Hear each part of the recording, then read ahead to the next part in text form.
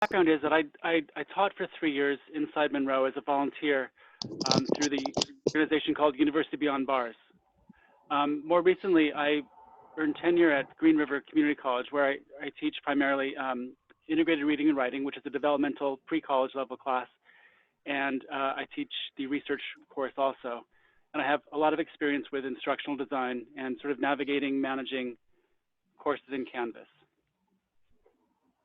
Thanks, Mark. Thank you so much. And I'm Jen Wetham. I work at the State Board. I'm a program administrator for faculty development. And I'm here today to just listen deeply and help manage the chat as Mark facilitates. I'd also like to introduce Alyssa Sells, who is our my twin at the State Board. She has the same job I have with faculty development, but with a specialty in e-learning and especially in Canvas. She does our Canvas training for faculty.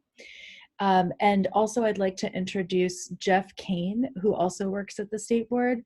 And based on what we find out from you and about the challenges using Canvas, and also and also just ongoing, he is going to be designing a special Canvas training for faculty who teach in corrections. So with that, Alyssa, Jeff, me will be monitoring the chat and listening and helping Mark agenda build. But for now, Mark, I'd like to turn it over to you as our facilitator today and say thank you so much for your time. Thanks, Jen. And would it be possible for us to mute everybody just as we move through these first few slides? Absolutely. And I think I've muted everyone but you. Okay. So please let me know if you aren't able to hear me, and just with a thumbs up or indicating via the features. Okay, perfect. So let's move on to the next slide. So here's what we'd like to do today.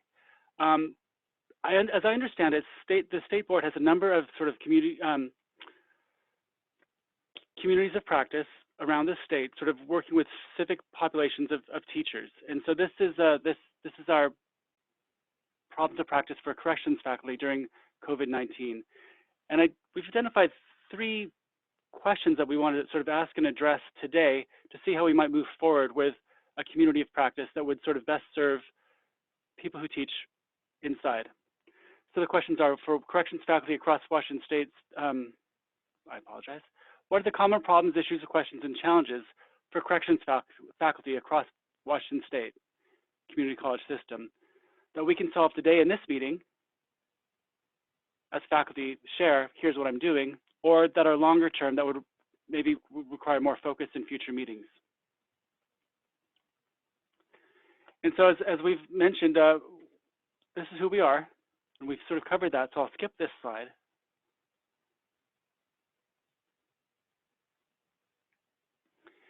And the purpose behind a community of practice is to recognize that, that we're not alone. There's solace that can be found, comfort, inspiration, and community as we learn from and with each other. And oftentimes these meetings, when we get together for an hour, we can invent solutions on the spot that are extraordinary, and we work better collaboratively. And oftentimes we feel isolated and alone, especially during this period of time in the pandemic, where it's harder to connect and see faces. Also, no one has to reinvent the wheel. Each of you and us have done incredible things in the classroom during this time period that we might be able to share with each other to facilitate others reducing sort of their workload and or making connections so that sort of collectively we can sort of teach our students more effectively and sort of reduce our stress.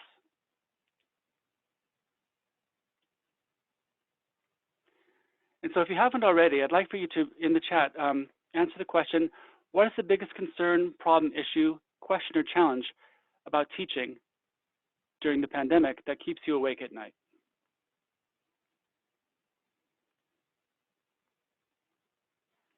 And I believe many already have. And I just wanted to say I'm just sorting what people are typing into the chat as a way to set themes for the conversation. And so after everyone has had a chance to type into the chat, Mark, if you'd like, I could share my screen and you could look and just see at the kind of trends. Sure, sure. And I'll interject. Does anyone need help finding the chat? Good point. Let's not assume we all know how to use Zoom. So to find the chat, if you did get popped into the full screen view for when we started sharing the slides, you can use the escape button on your keyboard to get yourself out of full screen view. And then there's a horizontal menu that runs across the bottom of your screen, and from there you can click on participants. That will bring up the participants panel and tell you who's in the meeting with you, and you can scroll through that.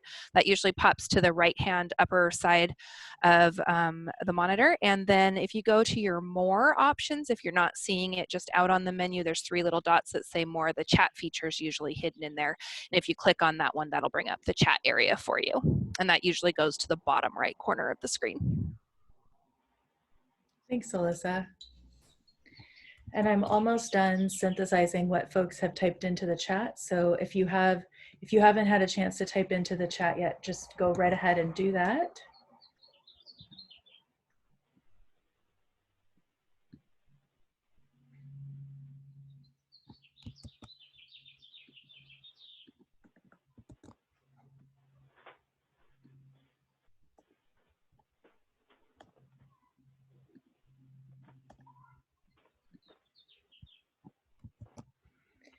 And are folks ready?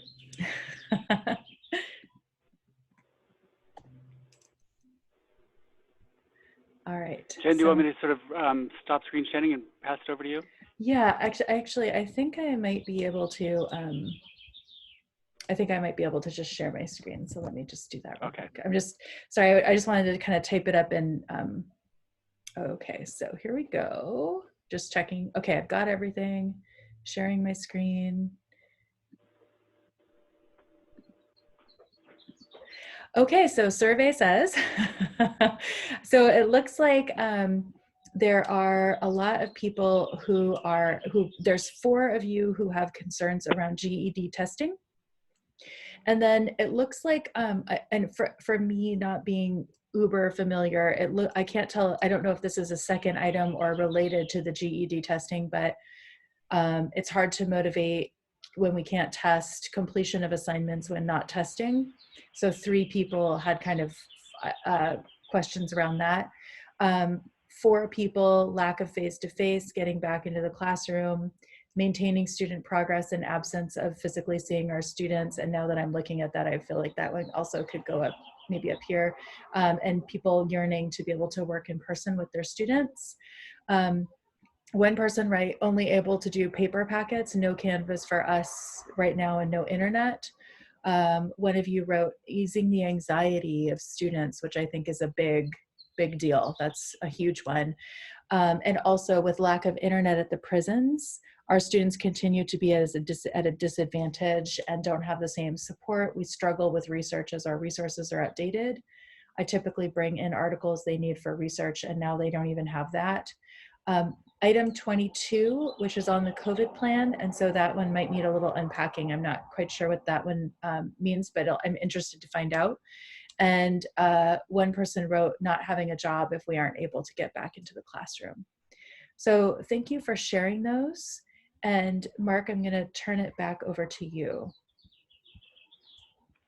Okay. Should I stop sharing my screen, or is it useful to see this? No, let's leave it. Let's leave this on for now, on your screen. Okay. I want to sit with these for a second. Yeah. You know, I jumped to the narrative that's sort of at the bottom. My biggest concern is, you know, the lack of internet, and I immediately think of sort of how there's a lack of equity. You know, our students inside are students, and they are at a disadvantage to the students who are out in the free world. Even though many of our students out in the free world have limited access to Wi-Fi or internet, they're much, you know, at a greater advantage and have more resources than our students inside do. and that's such a large question that I'm interested in, but obviously I don't have immediate answers.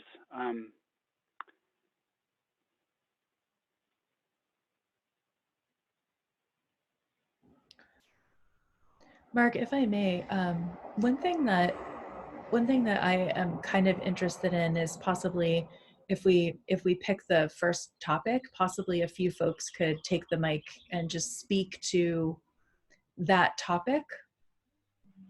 Sure, absolutely. So we could start with lack of equity, but we also could just start with GED testing, just to hear what people are thinking, because that's kind of one that showed up. Or we could just ask folks, does that seem okay? So would anyone like to take the mic and just tell us a little bit about because GED testing, what are the issues or challenges that are keeping you awake right now with this? Well, this is Lisa Lotta. It's my understanding that we're not able to test right now, but I would be able to test 2 or 3 guys at a time with a small number and spread them out in a room where they're at least 6 feet apart and they're not facing anybody because they're facing the computer. So I would really like to be able to have permission to start GED testing.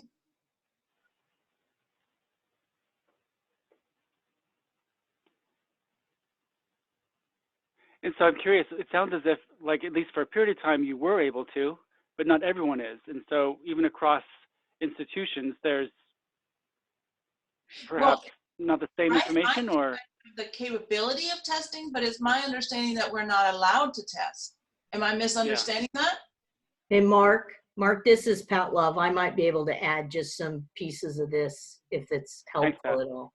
So the faculty unions have asked the presidents to adhere to the no face-to-face at all. And that includes testing and instruction.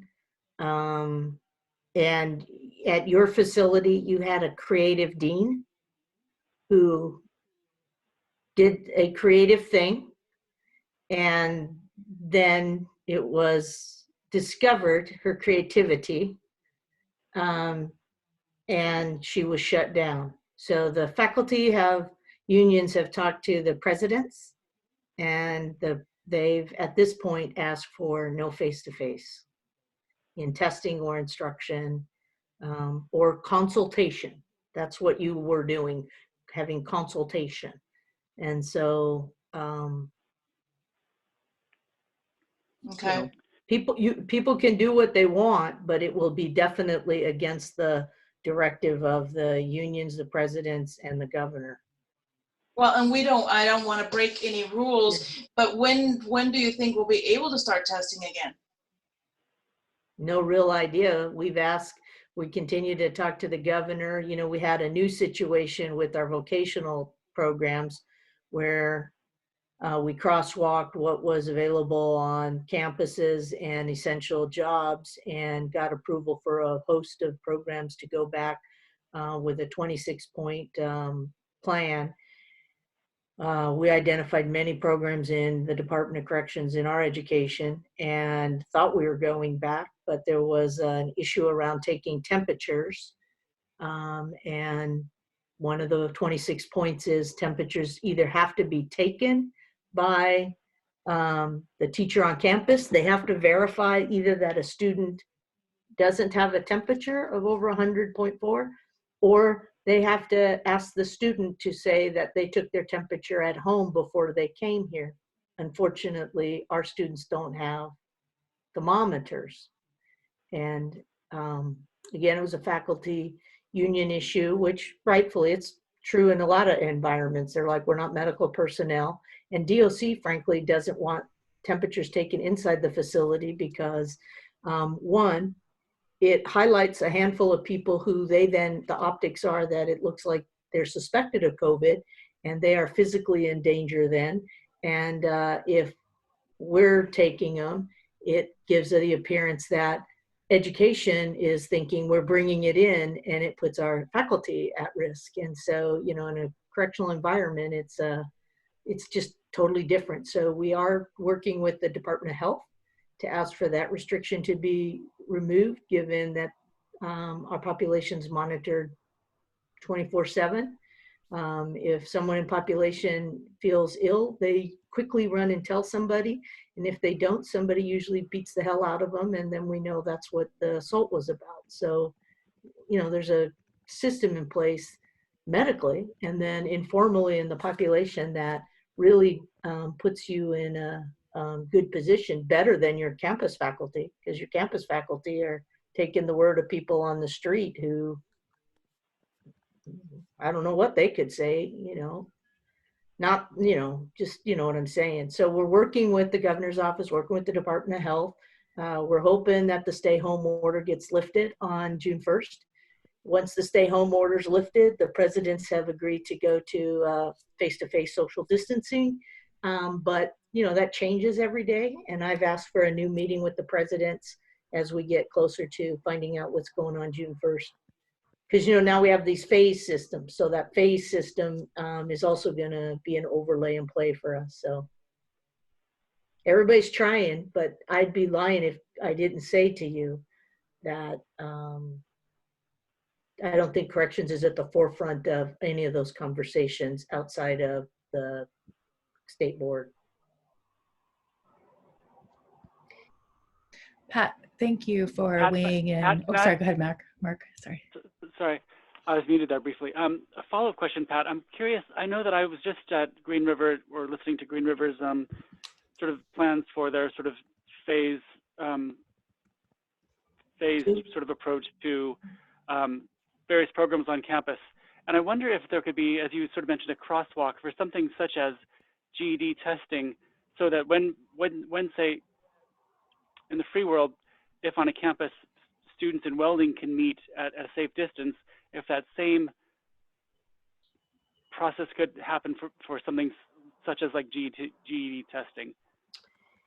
If who would be involved in a conversation like that? So, you know, when nurses or nursing students or automotive students are meeting and following the guidelines that we have, if there couldn't be similar guidelines in place for something such as GED testing, which can be done with social distancing in place, and maybe sort of looking at GED testing as sort of a lab. You know, you're going into a computer, you're doing a set of problems, if you will, and then you're leaving, and it sort of might, or just reframing or rethinking something like that. Well, yeah, we've been battling that since the beginning, unfortunately. I mean, Department of Corrections has deemed us to be essential personnel. We're the only people that are going in there that are contracted, if you will, for the most part. And the state board, the presidents, the corrections education presidents, were not comfortable with that based on their faculty union input. And so initially there was nobody was going in until this was all over. Then at some point I was able to broker a deal that said, look, we don't have an internet. And the only way we can provide any semblance of education is packets, tests, and the laptops. And the only way that can be done is what I've referred to as the human internet. And that is for us to be handing those things out and getting them back, and the students doing their part on their end and our faculty doing their part on their end. And that is what they allowed us to go in and do, with the caveat that any faculty or staff that raised their hand and said, I'm not comfortable going in, I have a I have whatever. They don't have to say anything. They just have to say, I'm in fear of, whatever. They could stay home, and the dean would work remote assignments out with them if they could. And then we brokered that we could go in and, hand stuff back and forth in that. Then I asked for every facility to be able to make their own local decision with their local DOC and their own faculty, unions and presidents. And, again, we got to, no, we're not going in except for the handoff stuff, and no testing, no you know, no computer lab, no nothing. We literally are standing up laptops and handing them out with directions to people who we have to tell you got to plug it in to charge it up, and here's a button to turn it on. So, you know, we're doing things that um, are incredible. I mean, I'm not. I mean, I'm just beating my head up against a wall. But the people on this call, they're doing amazing things. You know, some faculty are making videos and putting them on the laptops, and you know, getting them out there to and from the population stuff. I mean, so I know that the faculty are frustrated. The majority of them, the deans are. They're all ready to go back to work. They want to do what they do, teach students. They want to interact. That's what we want them to do. But that hasn't been the, you know, the sticky point was that the campus faculty aren't allowed on campus, and therefore the corrections faculty shouldn't be allowed onto their campus. So that took a long time to sink in, that we don't have an internet. If we don't have human beings, we don't have it. So if you let people voluntarily opt in and out and do the best we can, we're just grateful the Department of Corrections is continuing to pay the contract. I mean, I don't think there's any other industry that's been given this kind of leeway to allow people to just do the best you can.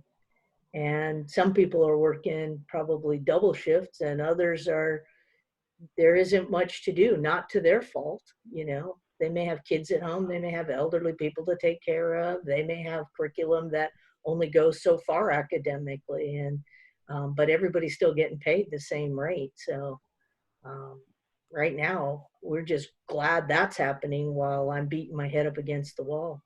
But no doubt about it, Mark, we've played every angle. Okay, thank you. I was curious. Yeah, I was curious. I wonder what next steps might be in terms of maybe negotiating or working something out with faculty union, of which I'm a member. Yeah, I can't speak to that. Right. But, you know, presidents have to weigh lots of things.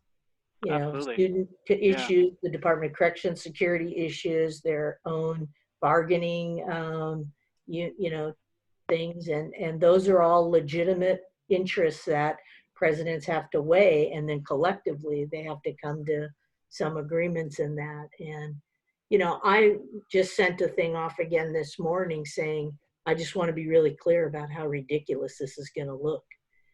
We now have folks on campus that are going in and doing labs where they're not taking the temperature, they're relying on the student who comes from home to tell them. And our faculty aren't able to, you know, run their same programs like a welding program because they can't get the temperature taken or an agreement that the person doesn't have a temperature. And if the stay home order does get lifted on June 1st and we go back to face-to-face social distance in the classroom, you'll be able to teach ABE, vocational, not the vocational ones that are on the approved list because they have to take their temperature, but the vocational ones that aren't on the list won't be subjected to the temperature.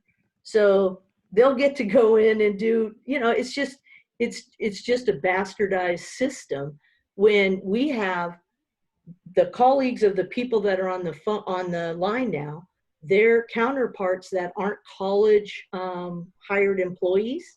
There may be correctional industry, Department of Corrections. They're running cognitive behavior classes. They're running track. They're running a similar, you know, constructions trade program. They've been doing it from the beginning with social distancing. No problem at all. Would a good fighting for this, Pat, be the whole equity piece, and that our guys are looking for any reason to grieve and sue all the time? Oh, they can grieve and sue all they want. That doesn't impact this. Yeah. Now, we've been to the governor's office in the first week. So, you know, the Jan Yoshiwara has had conversation with Steve Sinclair, the secretary, and he is very clear. Open arms, come on in. We're happy to have you in. This is not a, you know, issue around that. This is an issue around, you know, safety of faculty employees. Well, I hope you know, Pat, how much we appreciate you fighting for us. Oh, I know, and I appreciate all the hard work that all of you are doing, because this has got to be the most difficult time in all of your careers, not knowing what's happening from day to day. I don't always know or think that you all think that your contributions really matter, because it feels so disconnected. But I can tell you, having been a person who works in a correctional environment, those students that you are reaching, you are an absolute lifeline to, like you have never been before and like you can never imagine. So I really do appreciate you doing all this work. And that's why this is important, Mark, is that we have the ability to do Canvas on laptops. We just need more laptops, the right technology, and the skills of the instructors, because the heart and soul to do it, it's there. We just need those Right. other pieces. Well, well, in the time that we've got today, let's maybe sort of attempt to tackle some of the things that are roughly within our control, and circle back to those things that are sort of ongoing that are really outside of our immediate control. And Jen has sort of identified the core themes, questions, issues, just below technical issues that I think we can identify as somewhat in our control. And I wonder if people could sort of share, and I'm coming from this not knowing how much communication or if this is true for everybody, but someone posted that the hardship with students is keeping them motivated to keep studying, and the idea of dangling a carrot. And I wonder if that's true for many, to get the students to continue to work, and how it might have been addressed.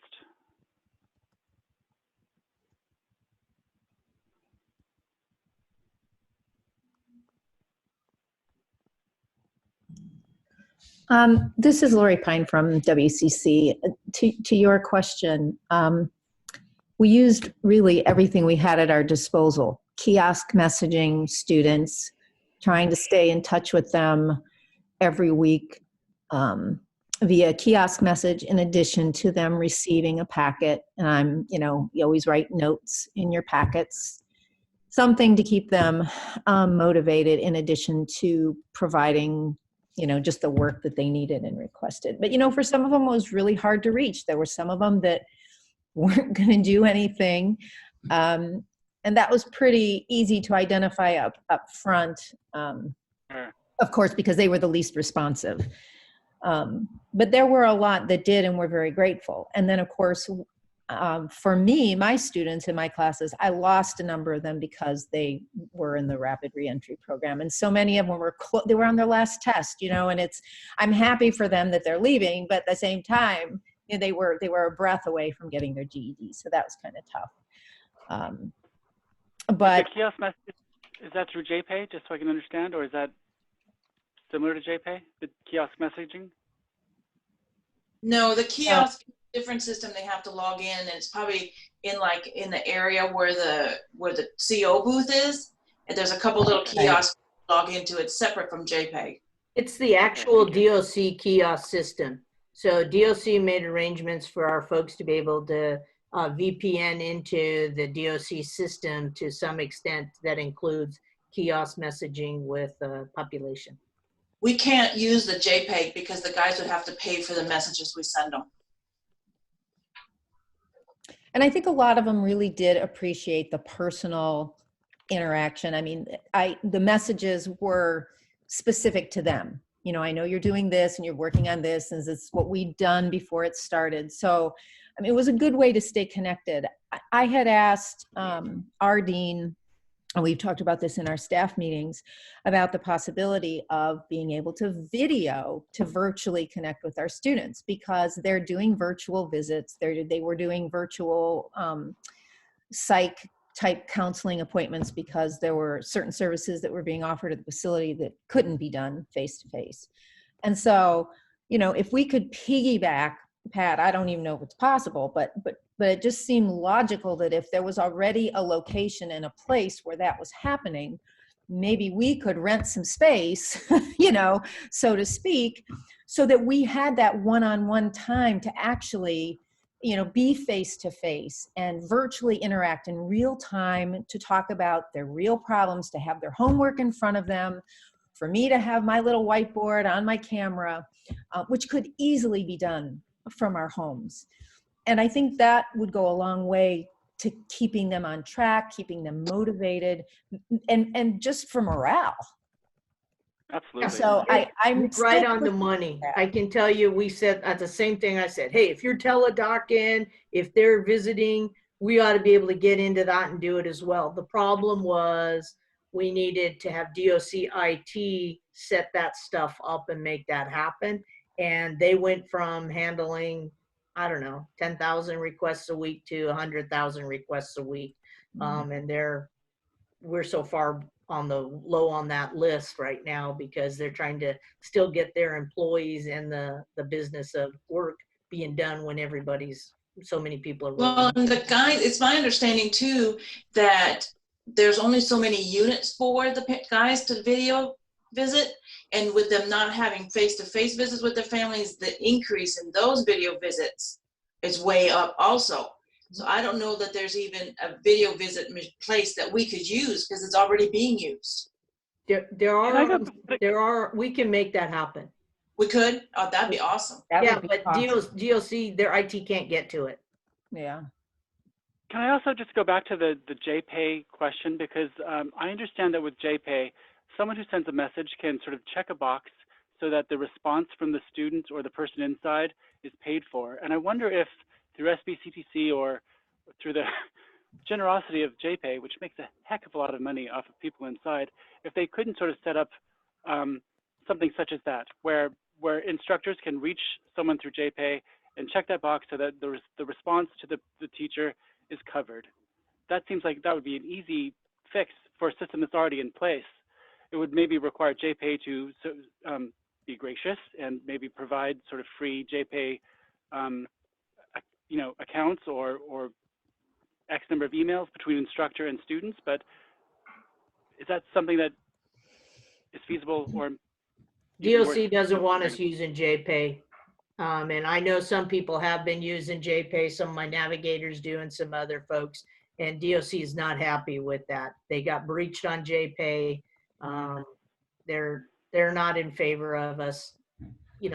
That's why we go into the laptops. They said, no, we don't want that system at all. This was like even 2 years ago before I got here. And they certainly aren't into it now when they can't have the level of monitoring they need. So they want funny because I understand that all JPay is monitored. Isn't all JPay monitored anyway, though? I mean, ostensibly. I'm not being I hope I don't sound problematic. I'm just sort of curious about. I understand where I understand where the DOC is coming from. I'm just sort of trying to wrap my mind around that. Yeah, their position is go to the laptops. No JPay. I'm just going to break in here for a moment because being a former corrections officer and having worked out there in the mailroom monitoring those JPay messages, I can tell you that I can guarantee, just like everything else, the number of JPay messages has gone up exponentially.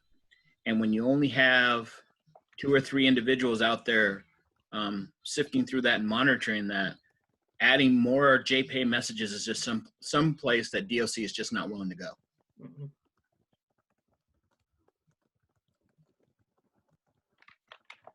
Well, maybe it's, how creating some means to virtually connect might be good for contingency planning in the future. I mean, I look at everything and I think, okay, what if this happened again? What can we do beyond what we've done and we've learned this round? But I think that face-to-face virtually would make a huge difference. So I just have something to add to it. I'd like to say that, Pat, thank you. You have been absolutely wonderful with us for the last 2 years. I enjoy that you're in this position. What I was saying earlier, I think laptops would be great because the one thing is if this does get worse in December or whatever happens, we don't know. But how in the future are we still going to be able to reach our students if we have anything happen? So preparing a model now and getting things going and implementing it just in case would be absolutely an advantage. So if there's a way to receive funding or ask for additional funding to get more laptops in order to use this, because yeah, a lot of us are getting some, but they're going to the higher programs. So the college type geared programs or other programs that were funded for it. It's not going all over to GED.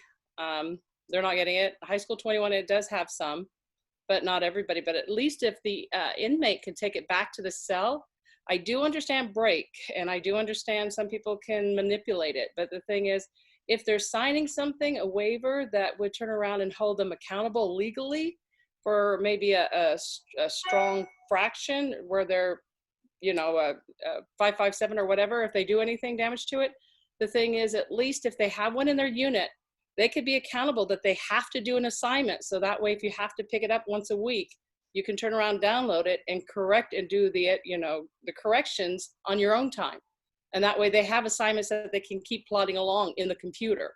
It would be a direct access to them if they're out of access. So you know, that would be absolutely brilliant. And also the kiosk that you guys allowed us to do. Thank you again, Pat, for, you know, fighting and advocating for us to get on there and take that. It's doing wonderful, because them reaching out, basically, I think some of them are just reaching out to say hello because they actually have somebody to say hello at the other end of the line, knowing that, hey, the teacher does care. This is somebody other than the family member that they also have to stand in line to do the kiosks, and they have to stand 6 feet apart. They're struggling with what they're saying is inside that, yeah, they get to have tutoring sometimes in the room that the superintendent allowed for that. But however, when it got worse, they were told to stop because you have to be 6 feet apart, and it's hard to have a tutor in the unit to help them because of too many people in the room. So I just want to say, hey, thank you for everything that you're doing. But like I said, the idea of maybe trying to make it a little more virtual with a laptop, so that way, if anything does happen in the future, that we set that up. Oh, Thank yeah, you. no doubt. Thank you. Don Moon, thanks for that. I think you're speaking to the idea also that for everyone involved, when the students inside are able to behave and do the work of students, it's probably safer for everyone, right? And in a period of time like this where people aren't able to be students, it's got to be a lot of unknowns.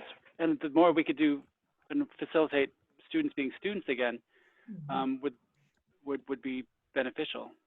It's why DOC considers us essential. We're Yeah. part of the security plan.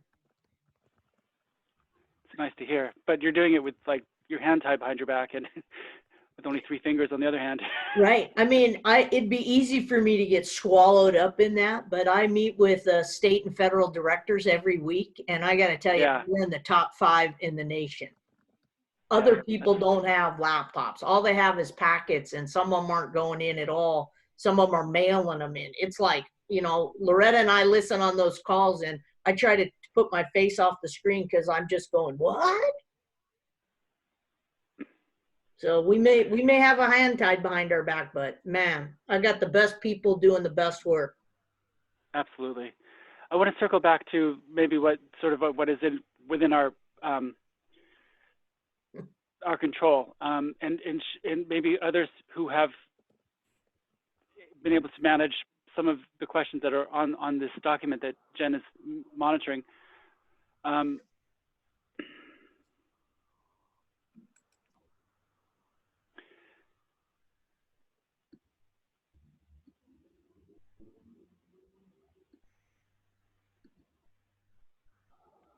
Do people have ideas about others in the room have ideas about how they're able to give feedback?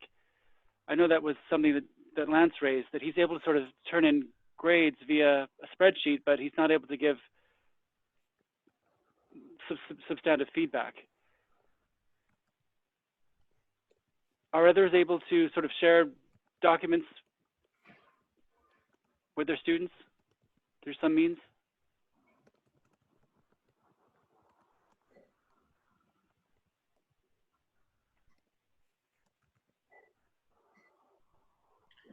Well, if I've been hearing everybody right, it sounds like the only method or avenue that the instructors have had for contacting their students is kiosk.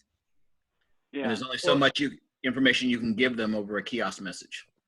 One of the things we've been able to do, I think a little bit at WCC and then at Cedar Creek, is we called it a GED progress note, and we type a message at the top, and then it says, what have I been working on? What are my questions? What materials do I need?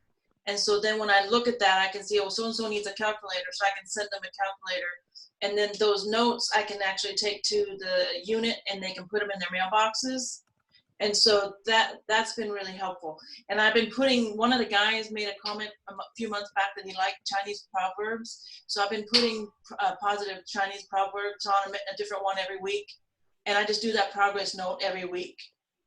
So you've actually been there on site? Yeah, I'm on site. Okay, see, that's not me because I have been home the entire time. Okay. I'm only working from laptop. I'm not allowed on because of my pre-existing conditions, I'm not allowed in there.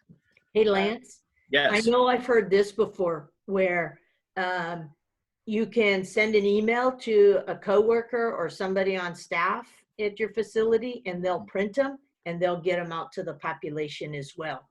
Well, you know, I've had a wonderful group of people working for me, Jamie Peterson, Paula Borner. They have been, because I have my VPN, but we have not actually had the kiosk set up to where we can get them directly. So Paula's been relaying the kiosk messages to me and I've been answering them through email. So they've done a great job with that. But as far as like actual feedback on assignments, I'm not able to give them that. Whenever they submit an assignment, because most of my assignments are essay types, I will add feedback in the columns with comments. They're not able to get those papers. They're all electronic. I have them saved, but they're not able to get them back. So they don't know. They can find out what their grade is, but they can't find out what they missed and what they should be working on. There isn't a way to have that feedback sent separately and have Paula and them, you know. Well, that's just it. It's not just me. It's every other instructor too. Oh, I know. And I try.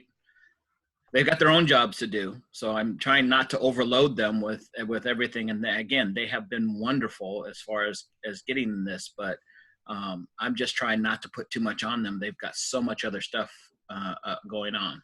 Lance, here's my feedback for you. Okay. Because I hear it all. Give them the opportunity to tell you it's too much. Okay, fair enough. There isn't anybody that I haven't just been blown away by. And I trust that they will give you polite feedback when it's too much, because you're never going to push them too much. I can tell. So this is what I've done. All the graded papers that I have, I put in zip files. I'll send those to Paula, then they can distribute them however they want. I don't know what that's going to look like. I don't even know if maybe our IT person, Jason Davison, can put them into the Canvas shell for the individual students. I have no idea what that looks like. Right? Great idea. Sorry, Mark. No, this is what it's for. That's perfect.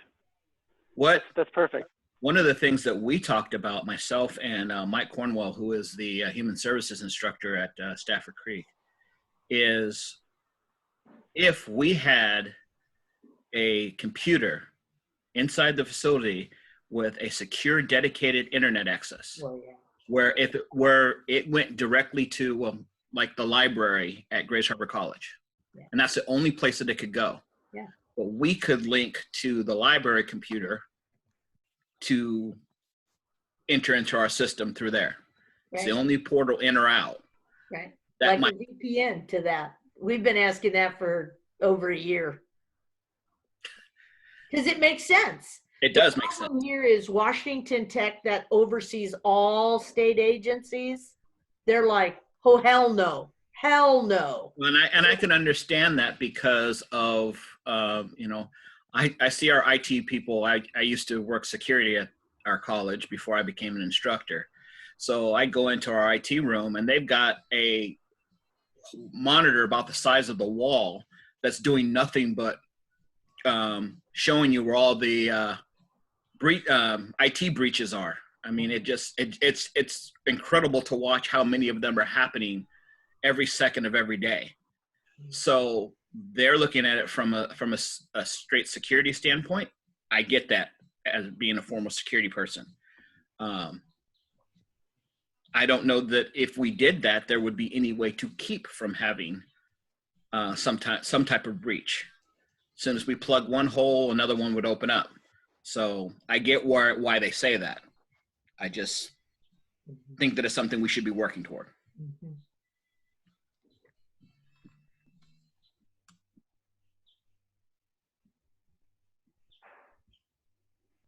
And we had a weekly pickup of folders that students could put finished work in, that we had our dean act as an intermediary.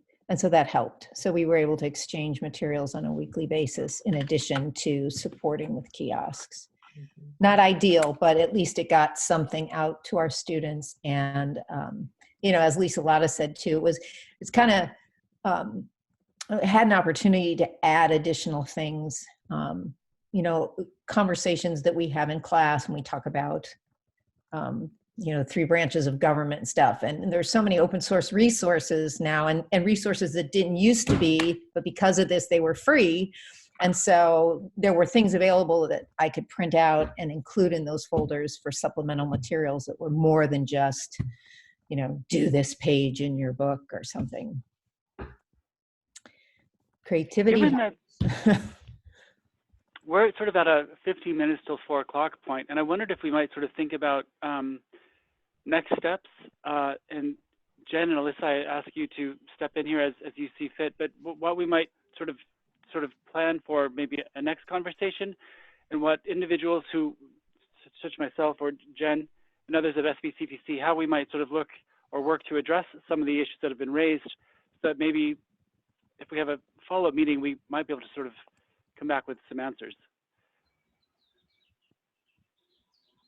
I think one thing that I would love to ask is, this idea of how to motivate students without the test, without the GED.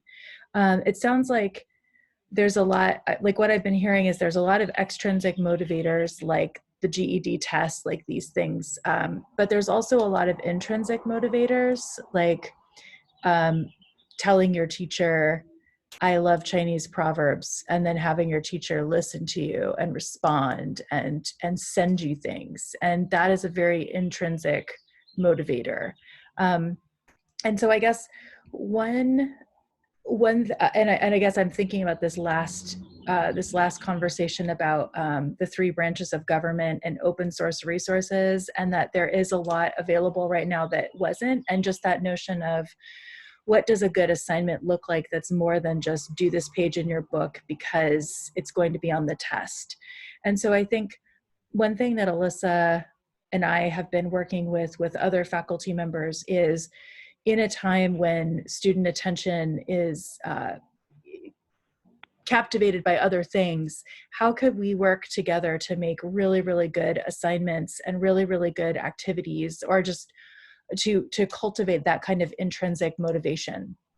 So I think there was a really good example, and I'm so sorry, no, the names are gone now, so I can't remember who was talking about just asking your students, what do you need right now? And then giving it to them. And so I guess with open educational resources and with the opportunity to maybe give student, like I'm going to stop talking in 1 second. Lance, before everybody else got on the call, was telling me I've been giving more assignments and fewer tests and exams. And I just wanted to say, I feel like that is a best practice, to give students more meaningful work that is intrinsically motivating. So I guess I was wondering if we could have a conversation about maybe open educational resources and what kinds of assignments, how to cultivate intrinsic motivation in these awful conditions. Well, so for our team at WCC,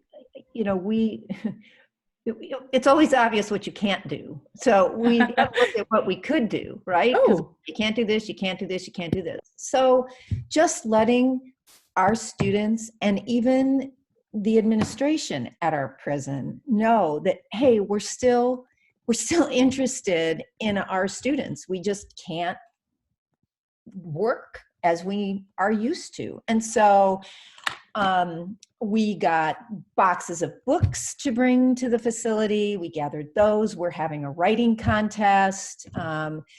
So, you know, we had puzzles, different kinds of puzzles. And one of the other staff members, DOC staff members, was putting activity boxes together for each of the units that had the books and the puzzles and other things that they could do that, you know, I mean, when you're stuck inside, and there's nothing to do, idle minds, you know, but it was more than that. It's letting these students know, and the people around them that hear about our program and they hear about what we do in education, know that, you know, hey, we're still here, even though we're not here physically, we're still here. So it's, you know, sometimes it's the little things that you can do. You do what you can.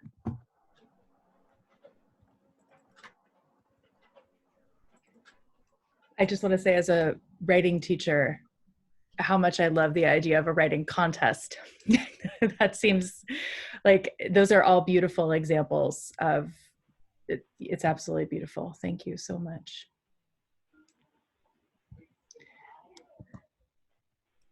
Absolutely, and if there's space, you know, in the future, we could certainly talk about sort of just assignment design that would go across disciplines, you know, such as transparency in learning and teaching, or teaching and learning, the TILT model, and designing assignments that sort of elicit better, more consistent, and or more responses from students, getting students to respond. It sort of is something of a motivator, as Jen was pointing out. Providing model examples of what you're expecting. You know, I always work from sort of providing models in a discussion or a short answer. Here's sort of what I'm looking for roughly. You give me your example of, you give me your version of what I've just sort of shared. So providing model examples is very helpful.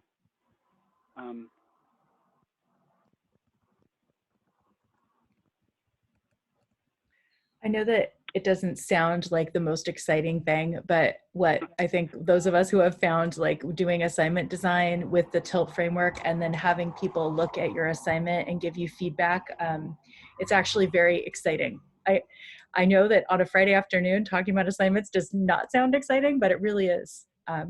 So if people would be interested in learning more about TILT and assignment design, it would be easy to put something like that together.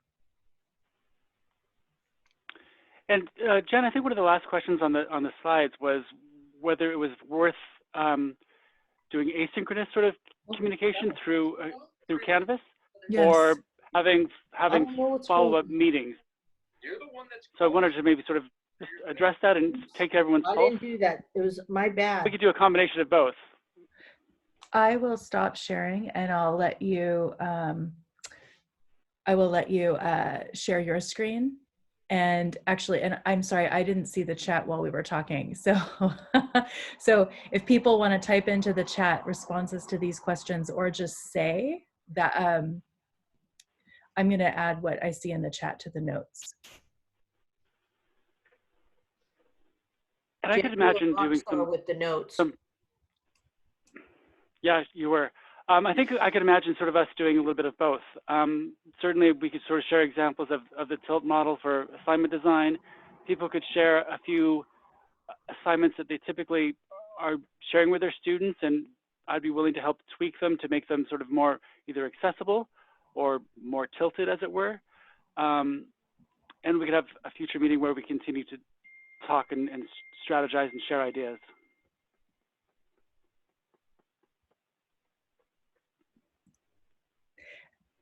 And I just want to say, I just realized what rich things are happening in the chat. So I apologize for missing that.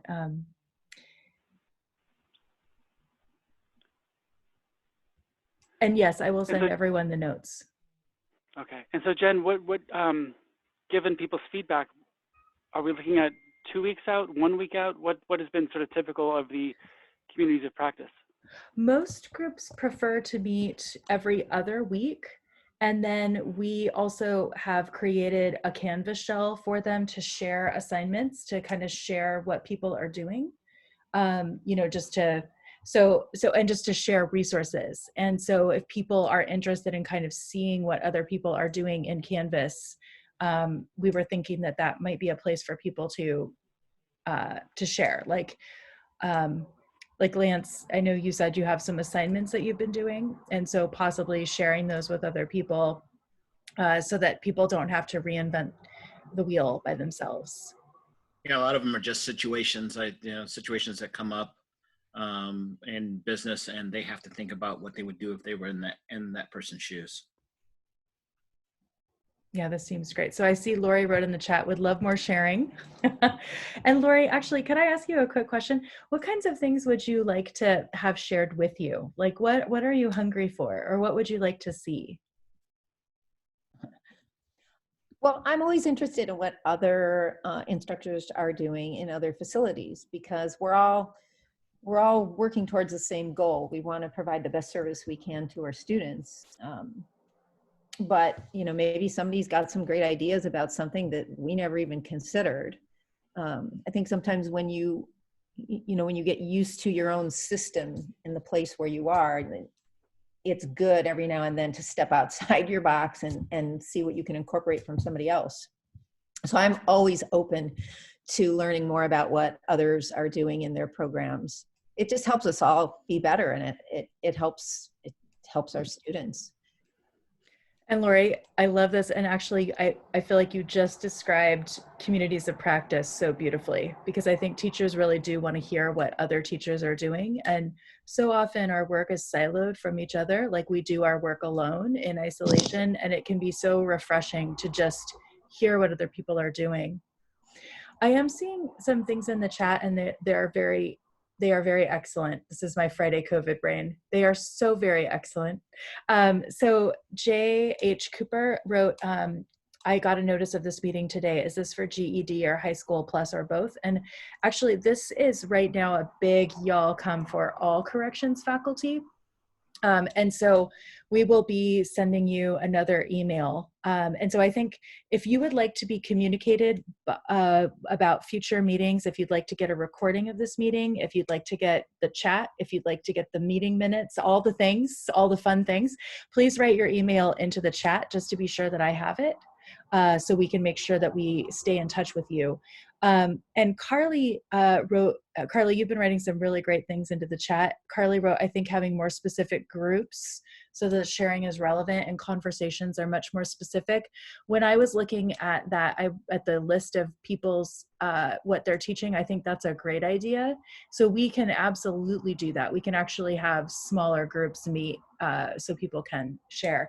Pat, I see you raising your hand. Because I wanted to address that specifically, because we also have a high school plus group that meets on Mondays on Zoom. Oh, okay. Specific to them that, we don't have a community of practice. We just have me getting them all together, and Troy and Marcus Antonio we're trying to provide them information that we have, big picture, then some focused information around high school plus, and then open it up for them to have discussions because it's a group that actually, I don't know why I never got them together sooner, other than I don't know how we would have. They always teach. Now I have everybody as an audience that's looking for something. So this is more, like you said, the big corrections, and then anybody would be welcome to the high school plus Monday. I'd have to look when that is. I just know it's Monday afternoon on my schedule. Somebody on here might know. But if you're interested in that, just ask your dean when it is, or send me an email and I'll look it up and get it to you. And I think I'll do it while you guys are talking. That sounds great. I did want to say that there's some good stuff happening in the chat about GED Academy and Aztec. And so I think these are also kinds of questions that we could also discuss as well. Actually, this is really great, this conversation in the chat. One thing I did want to ask is, Jay wrote, is this group meeting next Friday? And Mark, I can't remember if we just scheduled this meeting, or do you remember if we scheduled future meetings for this group? I believe we have some future meetings scheduled, actually. Let me stop my share and I'll look at my calendar really quick. Hang on a sec. Okay, thank you. And I'm writing in the chat every Monday. I don't know what I wrote. It accidentally hit. So it's every Monday, 11:30 to 12:30, High School Plus. Sorry. And Pat, maybe one of those meetings could be kind of more of a community, well, I think it's already a community of practice what you're talking about, but maybe it could be more instruction focused for one meeting where people are just sharing what they're doing. Yeah. And that could be really fun. Yeah. Cool. We have our next meeting scheduled for a week from Friday, so the 5th. So perfect. So we do have another meeting on the 5th. And so I think those Mark Barrington and SBCT staff will get together with what the notes and what people have written into the chat, and we'll come up with an agenda. But I think it will probably involve maybe asking people to share, but we'll take some time to debrief. And sorry, go ahead, Mark. And to that end, if people are interested in sharing a couple of assignments that they do, I'd be happy to sort of look at them and provide, sort of feedback under ideas using Tilt or other strategies that I've learned recently, so that when we have the meeting on the 5th, we can discuss those. I'll put my email in the chat as well. Thank you. And J.H. Cooper, yes, it's from Lori Christ, who is one of our state board staffers. And so she sent you, so basically if you signed up for the COP corrections list, she sent an email, an Outlook invite. And then we'll be sending reminders via email with the Zoom information, just in case people don't use Outlook. So I do want to say thank you first to all of you for coming today, spending your Friday afternoon with us. I hope you got something out of it. I'm already looking forward to seeing you in 2 weeks. And I do want to say thanks to those of you who contributed your wisdom and your insight and your sharing today. Thanks to Pat for all of your work being a champion for this group. And also Mark Barrington, thank you for your very skillful facilitation today. I'm very grateful. Thanks, guys. I just want to say what you're up against is incredible. I think about what we're talking about at Green River College in terms of what we have to sort of overcome, but it doesn't compare to what you're dealing with. And my hat is off to you, and you're incredible instructors. You're doing great work. And if I could just second what Mark said, just hearing a snippet of what you were up against, I just want to say to all other faculty, like, you just don't even know. Like, I don't say that because it's not good, but I don't say that, but I think it.